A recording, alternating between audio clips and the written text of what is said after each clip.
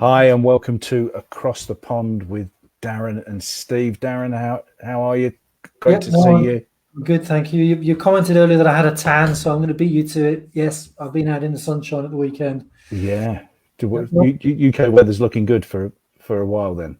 yeah, no, it's looking good, and I've treated myself to a hammock, so I've been sitting in the garden doing a bit of gardening as well. But just you got to have to relax a little bit as well, don't you? Yeah. That's for So sure. so just for context, all our American viewers, it doesn't always rain in the UK, and it's not always foggy, and we Oh, have no. sunny days just like we do here in in America. So it's been an interesting week, Darren. Another 3 weeks added to shelter in place, as they call it here, or lockdown, as you guys are calling it there. Yeah, so it's another 3 week lockdown. For schools are closed for another 3 weeks. Stay at home, lockdown, quarantine, whatever the right wording is. Yeah, It's interesting they don't give a date. So rather than saying we're back on whatever the date is, the 10th of May or the 15th of May or May the 15th, we're saying 3 weeks. So it kind of is very loose, and I probably expect it'll be extended again. I don't know. I don't know if you agree or what your thoughts are. yeah. I mean, there's all sorts of rumours around here about middle of May or so on. We've got our guest Sam Morris coming on, who's in the States. Be interesting to get his take on what he feels as well. But I personally, I don't think we're looking at anything until maybe mid to late May right now. But it's going to be each governor's responsibility to open up their state. So we'll see what happens. Yeah. But there's some good stuff going on there. I know everybody's thankful of people in healthcare and obviously the emergency services and first responders. But people are turning out with applauding the NHS in the evenings there. Isn't that right? Yeah, absolutely. So I don't know if you had anything like this in the US, but I think it's about 3 times now we've been out at 8 o'clock in the evening, and everyone's hung out the windows, stood at the beginning of the driveway on the road near the roadside, the curbside, and we've all applauded and clapped the local heroes, so the NHS Yeah, workers, anyone who's out there having to work to try and help people, help them feel better and help them survive. So good. There's a good bonding, good team feeling of bringing us together, which is sure, fantastic. sure. The NHS, everybody is the National Health Service in the UK. Obviously, healthcare is vastly different and is paid for through your taxes and so on. So the NHS does amazing work. They're just amazing work. So Yeah. we should be grateful for them, as we are grateful to all of those people around the world Yeah. that are taking care of us in this time of real stress. So yeah, Challenges. yeah, Challenges. challenges. Yeah, Yeah. exactly.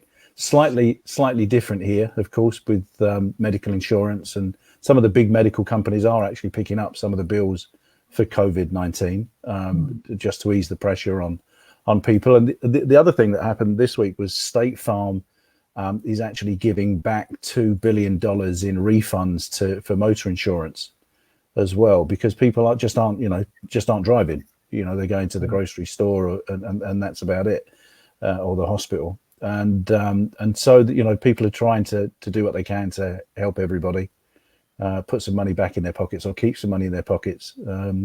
There's stories every day of people being furloughed or laid off, and retail's taking a big hit. We're going to have a chat about that a Yeah. bit later on, I know. But yeah, tough. Tough times, but it's good to see people getting involved. Yeah. And it's good to see companies, some brands really making an effort to try and give something back to the community and to try and be fair, if you like, which is good news. Yeah. Yeah. So I saw briefly, but just before we go to Sam, I saw briefly today that a couple of European countries that are offering support and funding to businesses are excluding any businesses that have offshore companies, which is getting a lot of traction. And actually, I think might be a bit of a game changer for a lot of people. Yeah. Well, I think there's a little bit of a backlash towards companies that are either stashing money away, or for example, football players or soccer players that earn £200,000, $250,000 a week, And meanwhile, the stadiums, the staff are having to be furloughed or lose their jobs or take a pay cut. And that's the common Joe who's working and doing the cleaning or maintaining the stadium. While the footballers, soccer players, are not prepared to take a pay cut on their $300,000 a week. So I think there's a little bit of a backlash around that as well. So certainly on Facebook, that's for sure. Yeah. Well, there's a lot they could be doing with that money. There's a lot of sports people doing good with money here. Yeah. And so on, which I guess is a nice segue into people doing good. A couple of months back, I connected with somebody I've come to really enjoy spending time with. I've been thankful for his friendship. A guy called Sam Morris, who's joining us live today. Sam, welcome to Across the Pond. Great to see you, man. How you doing? I'm good. Great to be here. Good to see you. Nice to meet you, Darren. Yeah, hi, Sam. So Sam, just tell people about yourself, what you do, and then we'll get into some dialogue. Yeah. So I help men slay their mental dragons without the whole world knowing. So mental dragons could be anything like depression, anxiety, addiction, anything that comes up for men that blocks them from being the best man they can be. And the whole part about without the whole world knowing is that this is mental health is something that men don't like to talk about. And whether that's a stigma from wartime or generations in the past, whatever it is, it's the men have this thing where they don't want the whole world to know because they appear weak or they appear less than, not enough. It's self-judgment, it's judgment of others, whatever it is. So, yeah, I really try to help men get to the men before it gets to the point where the whole world does know about it. Where their family is falling apart, where they're losing their jobs, where they're just falling apart as a person. So that's really what I do. Yeah, and I know you're doing great work. Thank you. We connected, as I said, on LinkedIn. Again, the power of LinkedIn. You have this great analogy, Sam, about bees in your head. Do you want to tell people about that? Because I think it really resonated with me for sure, but I'm sure it will with a lot of other people. Yeah. So a swarm of bees. When you think about a swarm of bees, you basically think chaos. Like it's just a chaotic mass of the noise, this is it's like a literal and a figurative thing. Like when you think of a swarm of bees, they're buzzing around, they're swarming around. And so when you have anxiety or depression, or even if you're going down the road of addiction where you're drinking too much, what it feels like and what it felt like for me and what a lot of the guys I work with is it feels like inside of the head is just a swarm of bees, and they're all just trapped inside your head, and just there's no order, there's nothing except chaos and bees, and that literally you hear a constant buzz of depression or anxiety or I'm less than, I'm not enough, or all the conversations that go on in the head, the negative self-belief, the negative self-talk.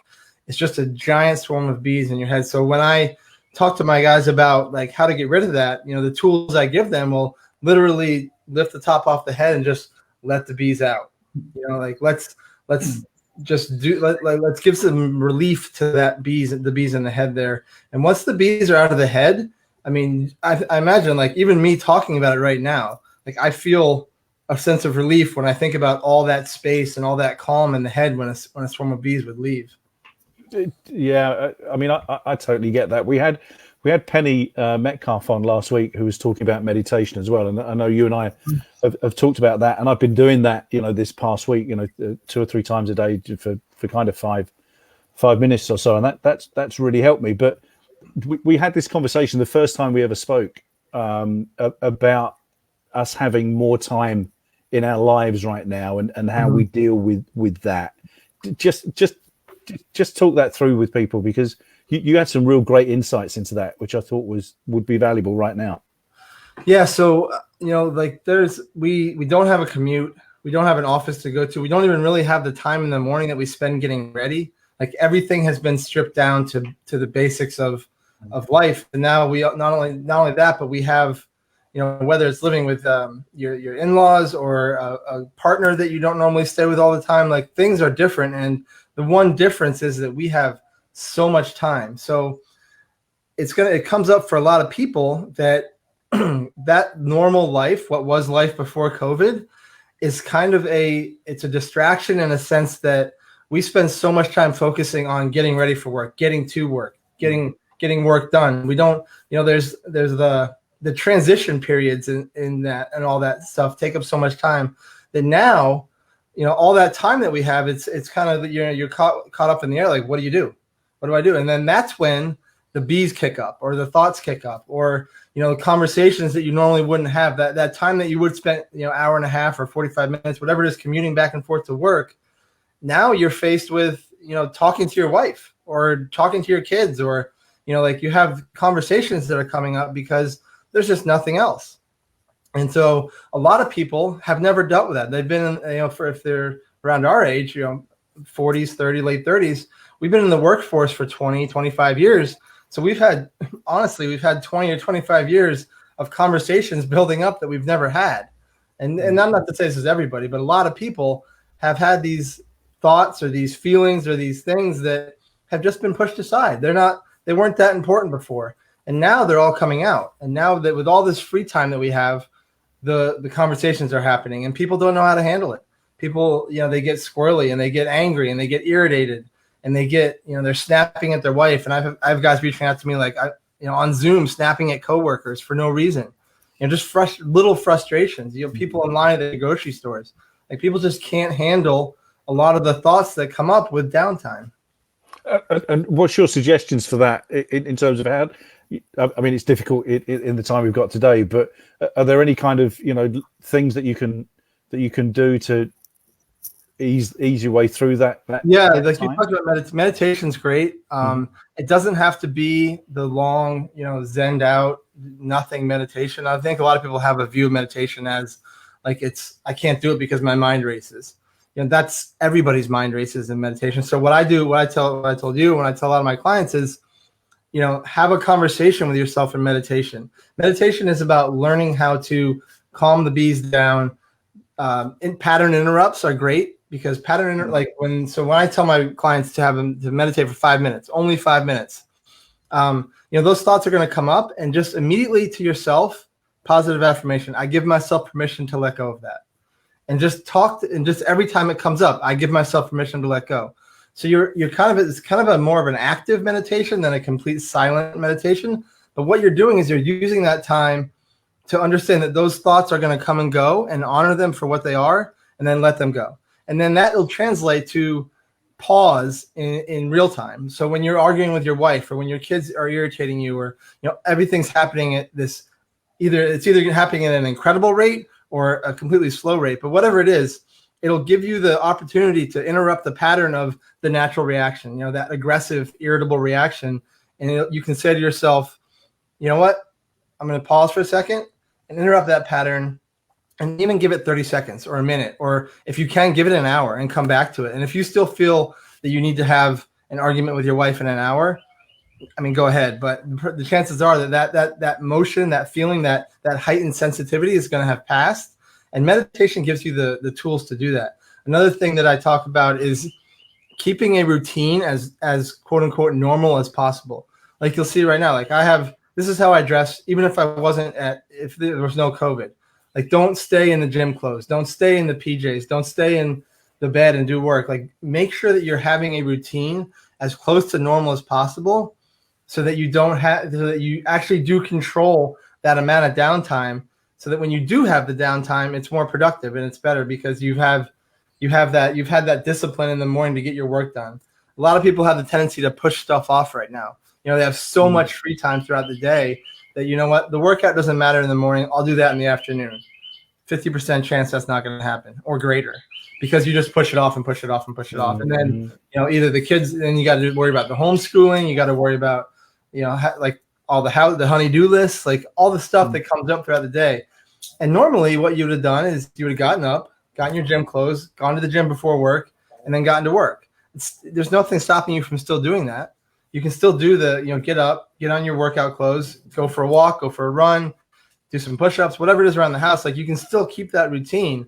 It's just a matter of really, it becomes an internal thing, because really the conversation is that the world is on pause. That's kind of the overriding sentiment about what's going on. And it's true.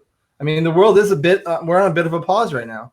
And so if you can keep your routine in place as much as possible, it's gonna quiet your bees down or quiet your mind down a lot, and it's gonna give you a lot of freedom. Instead of maybe you're not working until 6 or 7, but you're working till 4 instead, and then you spend time with your wife. Like, you can actually enjoy that time with your wife instead of thinking, I didn't do this earlier, I have to do it now. Sure, great advice. Brilliant. So, Sam, I absolutely love the analogy. I've never heard of this, the bees in the head, if that's what it's called. It's brilliant. One quick question. So I guess it also comes from a realization that it's a new habits, new processes. So does it get easier as time goes on? As COVID continues, it becomes easier for us, I presume. Yeah, I mean, it becomes easier to, one, justify not getting out of bed on time or not doing this stuff, but also as you start to build that routine, it becomes easier to stick to it. It's all about, so willpower, motivation, all those. Motivation is really, I say it doesn't exist, because what it really is it's willpower and it's decision fatigue throughout the day. So willpower is a finite resource. So every morning when you get up, you have the max amount of willpower you're going to have all day. That's why nobody's eating cookies for breakfast, because they have willpower against it and they know it's not right. But throughout the day, the end of the day, when you want to have that cookie, your willpower is lower. So the more that you can stick to a routine, the more you can do it without thinking, the easier it gets, as you're saying. Yeah. The more willpower, the more strength, the more discipline you're going to have throughout the day. And discipline is one of those things that discipline does do a lot to calm the mind. If you let your day run wild with you, it's gonna filter, it's gonna manifest itself into like anxious thoughts and the bees in the head, because your day is the one that's controlling you. You're not in control of your day. Yeah. Okay. Yeah. Great advice. Sam, how can people get hold of you? I mean, obviously they can find you through my LinkedIn as somebody in my network, but just tell people how they can reach you. Yeah, LinkedIn. I'm really active on LinkedIn. Just Sam Morris on there. If you want to find me on Instagram, it's at the Unbreakable Man Project on Instagram. Facebook, my same Sam Morris on there, and then Twitter is at man_unbreakable. And then if you want to send me an email about anything, it's info@themanunbreakable.com, which is also my website, themanunbreakable.com. Brilliant stuff. Sam, great insights today. Yeah. Thank you, Steve. Thank you. I mean, check out Sam's videos. He does some great videos. And what I love about what you do, Sam, is that you have this thought process and you're like, I've got to pull the car over and I've got to do this now, because it's raw and it's real and it's so authentic. You're doing so much good. Thank you very much, Steve. Yeah. So thanks for being on Across the Pond with Darren and I, and we'll talk to you again really soon. Great to be here. Thank you guys for having me. Nice to meet you. Thanks, Darren. mate. Cheers. Yeah, Bye-bye for now. Bye-bye. What a great guy. Yeah. That kind of brings me on to the next question, though, Steve, because if I remember rightly, someone was going to put their phone down an hour before going to bed every night for 7 days. I can report I managed to do it for 5 nights. On a couple, it was actually longer than an hour. So and some of that did transmit into being able to fall to sleep easier, for sure. I mean, it was great advice from Penny Metcalf. Go back and look at episode 2 of Across the Pond. Penny had some great insights into that. I haven't found any puddles to jump in though, although we did have a couple of days of snow last week. I'm there. I'm continuing with it, and also, as Sam was saying, about this meditation 2-3 times a day, just for 5 minutes. I'm finding personally it's doing some good, So. But that's good though. 5 days out of 7, as Sam said, it's new habit creation. Yeah, it's a new way of doing things. Is it 21 days to create a habit? I think that's the rule, isn't it? So we've got some good tips, Darren, today, haven't we, about getting the best out of your marketing? Yeah. So why don't we tell them all about that?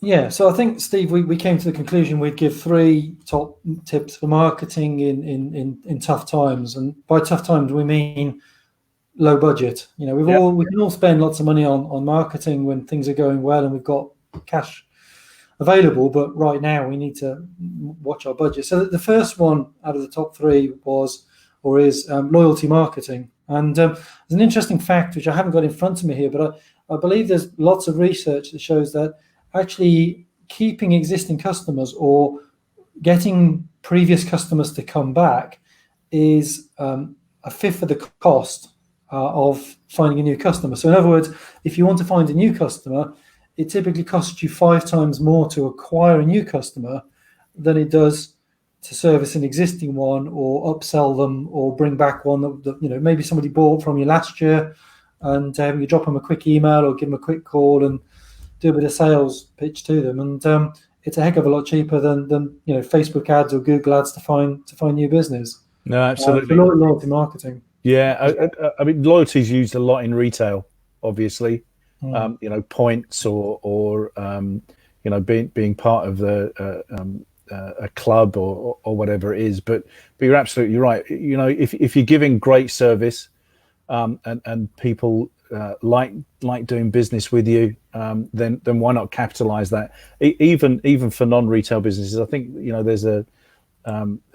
there is a way that you can build that loyalty in, even if it's only I don't know, if you're selling goods online. Yeah, the more people buy from you, maybe they accumulate points online to spend or whatever. But yeah, you're absolutely right. And right now, I think what's nice and what I'm seeing is that certainly in the restaurant trade, the food trade, loyalty is being well rewarded by by those retailers and eateries. Yeah. So it does work.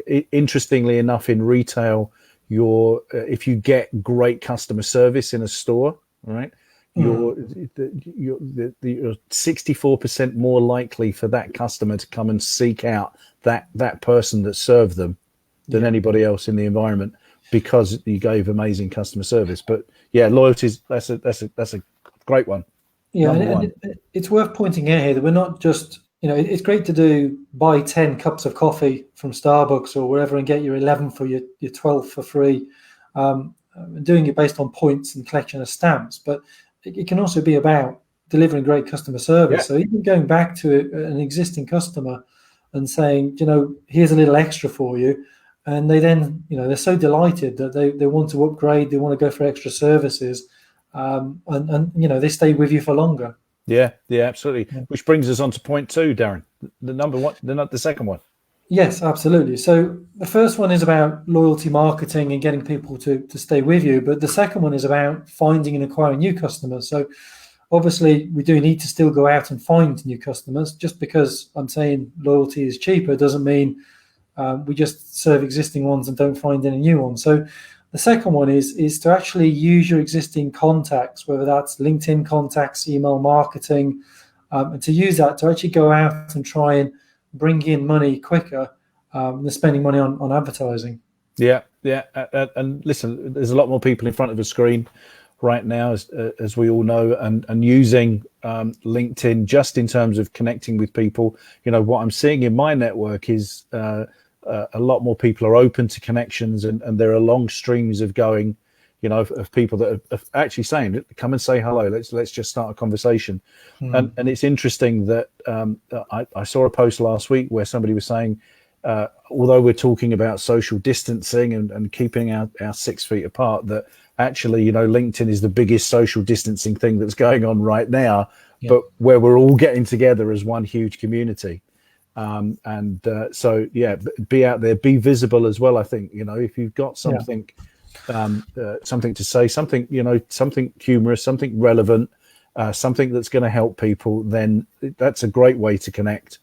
I think what people forget to do is actually thank those people that do comment or like on a post as well, particularly if they're not in your network. And that's a great way to connect with people. Yeah. And just to emphasize one point on this second tip, it's about looking at your existing contacts, which might be email. Unfortunately, there is a downside here, which is that if you don't have, if you use MailChimp or some other email client and you only have 10 contacts or 50 contacts, then you can't go straight out and find lots of customers. You need to go and build it up. So hopefully this is something you started a long time ago in building people up to an email newsletter or some sort of weekly updates, then it's easier to send out an email to 10,000 users or 10,000 subscribers and promote services. So even if you haven't done that, then now's the time to start, because it helps to build resilience, so that if COVID-19 goes on for months and months, or something else comes along in the future, at least you've got that contact list built up that you can quickly and easily go out and prospect. Absolutely right. Absolutely right. And then number 3, Darren. Yeah, so this is kind of an extension again of the second one. So you've talked about posting on LinkedIn or interacting on LinkedIn, but I believe that LinkedIn and Twitter specifically are good for actually going out and finding customers and interacting with people. So again, when I talk to clients, I always say use Facebook ads or use advertising to reach a much bigger audience much quicker. But in these times, you might be looking at it saying, well, I don't really want to go spending heavy on this at the moment. What are the quick and easy ways to go out and prospect? Well, to go onto Twitter, to find a potential client and then to interact with them, follow them, give them advice, share their posts. It doesn't cost anything other than time. So, if there's not much to do at the moment, business is down, you're wondering what to do in terms of creating the sales funnel, Twitter and LinkedIn are great ways to do that. So I've just mentioned Twitter there, but if we also talk about LinkedIn, you can easily go out and say, I'm going to connect with 10, 15 contacts on a daily basis. Now, I don't know, Steve, how long does it take to find 10 potential clients and click the connect button? 20 minutes? Yeah, if that. Yeah, absolutely. Less. 20 minutes a day, 5 days a week. We're suddenly at the 100 invitations very, very quickly within a week to 2 weeks. And we're starting to build connections and relationships with people that maybe we ask for the order straight away. Maybe we just have a chat back and forth and try and understand what they're looking for and how we can help. And it's all generating good leads. Yeah, I couldn't agree more. The thing I think that what I like to do personally is add the value up front as well. Yeah. So be open to sharing some knowledge or being helpful as much as you can. The other thing as well, just going back to talking to your existing clients as well, is from a sales perspective. In the days when we sat in front of people, and this will be happening on Zoom calls as well, I'm sure. Is that how often has a client talked about something and you go, oh, we do that as well, and the client goes, I never knew you did that.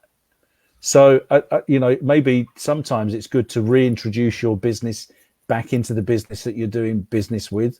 Yeah, just because they buy paper clips off of you doesn't mean that they won't buy pencils off of you or pads or ballpoint pens.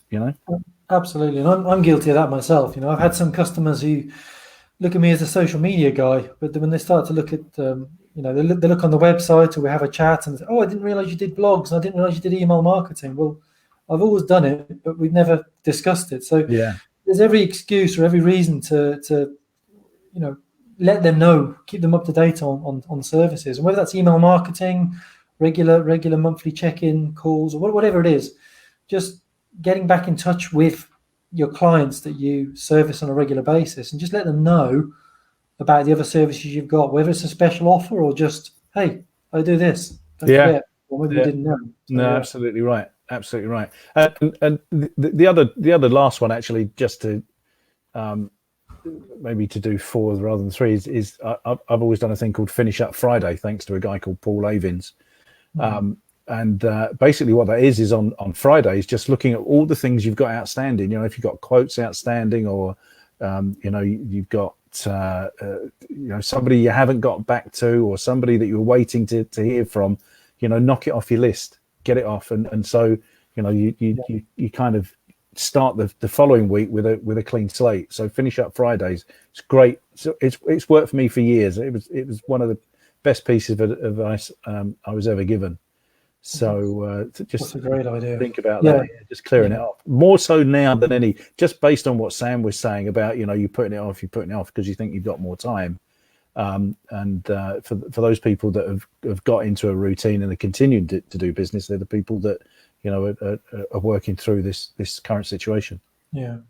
So It's worth pointing out here as well that statistically, a lot of sales guys give up after 1 or 2 points of contact. Yeah. So contact Steve. Steve, would you like to buy my product? Not at the moment, thank you. Okay, put the phone down, or archive the email. Never go back and contact Steve. But actually, it's shown that it's 5 to 7 touch points before somebody goes to buy. So the finish up Friday is brilliant because we all get lazy. You want to get out of the office early on a Friday, or you've got invoicing to do and other things, and you don't chase up the customer. But actually going back to those open opportunities and just, where are we at? Or it's an extra point of contact, and it's just reminding them that you're there. I mean, if I've gone out for 3 quotes and you've quoted me, Steve, for your work, I've got them sitting on the desk.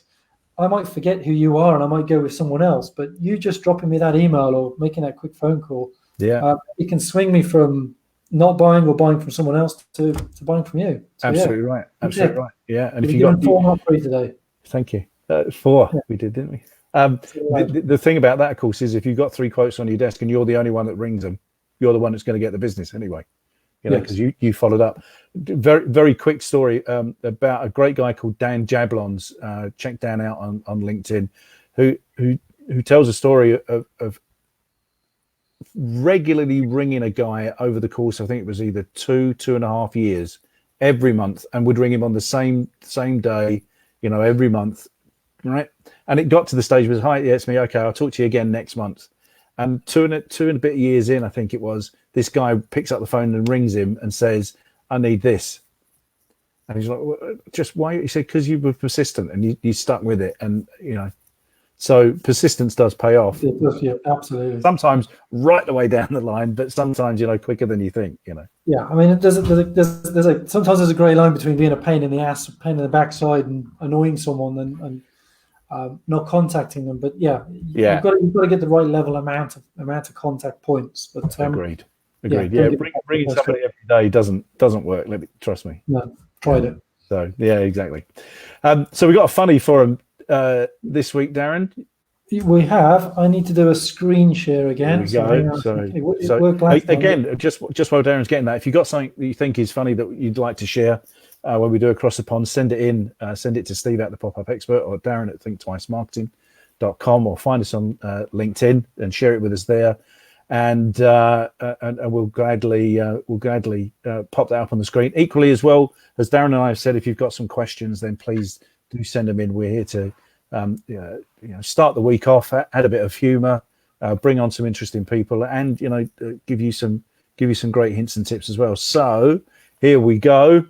In case any of you don't know what day it is, I'll just let you read that one and mull over that one. I had to read it 3 or 4 times the first time I saw it. It kind of highlights the way it is at the moment. You wake up and you go, is it Saturday or is it Monday? Are the kids supposed to be back at school because Easter's over, or no, is that next week or this week? So exactly. I love that. Exactly. Okay. We also had a quote to finish on. Do you want me to show that? Yeah, because that was I like this. I mean, one of the greatest people from British history, if not world history. Which does sum it up as well, Darren, don't you think? Yeah, it does. I mean, the focus is on the word going. So if you're going through hell, keep going. Don't sit there, ponder, worry about the situation, not make any strides forward. If you're going through tough situations, just keep on going. What should happen is we should get to the end of it. Yeah, we will. Through sticking together and doing good. So listen, great catching up again, mate. Good to see you. And thanks all for watching Across the Pond. We'll be back next Monday, 9 a.m. Central, 3 p.m. GMT, 10 o'clock EST, and 7 a.m. PST. It's lots of time zones. We're across the globe, but this will also be on LinkedIn, and we'll be sharing that. Check Sam Morris out, check Darren out on LinkedIn. Come and have a chat with us, and we'll see you all again next week on Across the Pond. Yeah. Thanks, Steve. Till next week. See you for now. Bye-bye.